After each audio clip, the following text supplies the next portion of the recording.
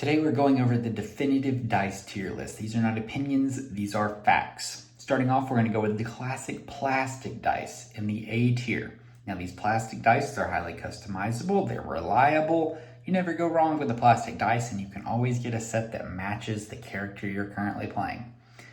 Next up, we're going with metal dice. Metal dice, we're going to go in the B tier. Now the thing about metal dice is they are heavy, and when you roll them, there's kind of like an aura farming that goes on with it, thuds across the table. However, if you've ever actually used metal dice, you know that they will destroy any table that you roll them on. So with great power comes great responsibility.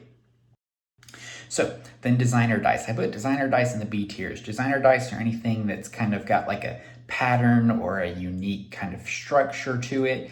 The reason I put these dice here is because a lot of times they're very difficult to read. They don't always roll the best. But they're kind of funny. Like I had a dice that looked like little cheese, like little cheddar cheese that I gave to one of my friends.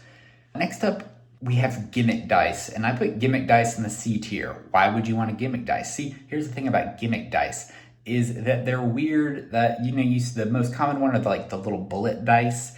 Now, why would you want something like that when you can have a good old D6 in your hand instead of rolling something that doesn't really roll that well? So they're going to go in the C tier.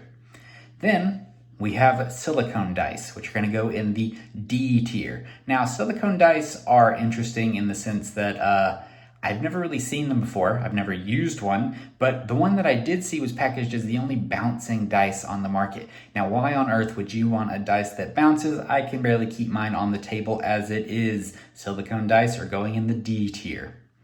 Then we have digital dice. Now digital dice are anything that you roll that is not a physical dice. I put that in the C tier because they have no soul, but in a pinch, they'll work for you. Then our final dice, we have the cheapos. I call them the cheapos because you can buy 8 sets of them for like $10 on the internet.